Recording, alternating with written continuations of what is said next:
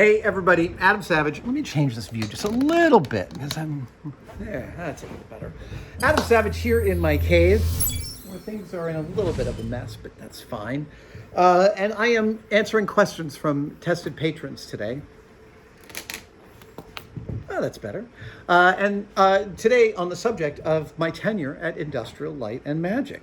And today's question comes from Ian Maston, who wants to know, would you ever consider going back to ILM for a one-time dream project? And if so, what would it have to be? Ooh, okay.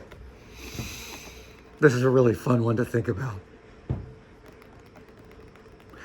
Obviously, I would love to make a MacGuffin. To me, the height of prop making is not just to make a hand prop that a character uses, but to make a prop that's a MacGuffin. What's a MacGuffin, you ask? Well, you can certainly look it up. There's wonderful Wikipedia entry on it. A MacGuffin is a term, if I remember correctly, coined by Alfred Hitchcock, and it is a thing that propels the plot forward. It is an object whose sole purpose is to be the engine of the plot. The Maltese Falcon is perhaps the most famous MacGuffin. It doesn't do anything in the story except move the plot forward. The most famous MacGuffin in the world, though, I believe, is R2-D2. I know it might be controversial, but I'm sticking by it. I would love to make a prop that's a MacGuffin, like Luke's compass or the Jedi books or something like that. Yeah, I mean, we got 10 Star Wars shows coming up. Kathleen Kennedy, if you get wind of this video, just give me a call. I'll make a MacGuffin for you guys for free. You just got to let me have it back when it's all over. And I'm pretty sure that Disney would never allow that to happen. So just letting that hang out there.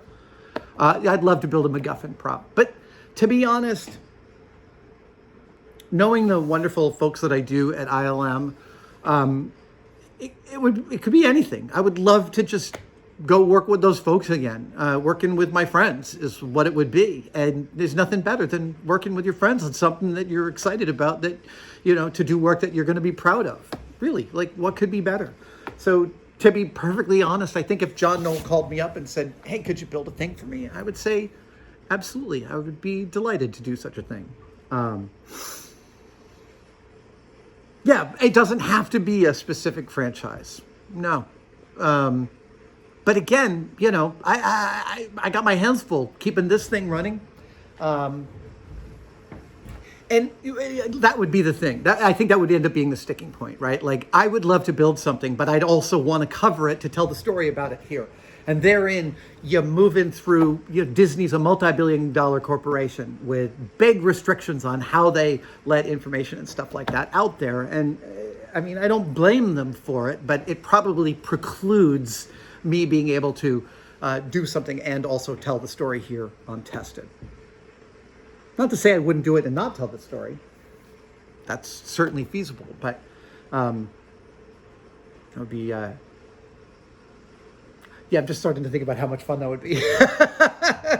Yeah, a MacGuffin prop. That would be the most fun to do. That would be the most fun to, like, you know, have Doug Chang show me a drawing, say, what do you think about making something like this? That would be, but, you know, Doug and I are talking about doing something like that extracurricularly, not involved with the Star Wars universe, but maybe collaborating on something for Tested in order to have some fun. We have spoken about that, and that might be something that happens. Yeah, again, not within the Star Wars universe, but, you know, something within the Doug Chang universe, which is a really cool universe. Dudes and dudettes, thank you so much for these awesome questions. I love chatting about my tenure at Industrial Light and Magic. Still one of the greatest company names that anyone has ever come up with. Tested patrons, please keep submitting your questions. And even if my answer is short, I will endeavor to answer them. Thank you guys so much. See you next time.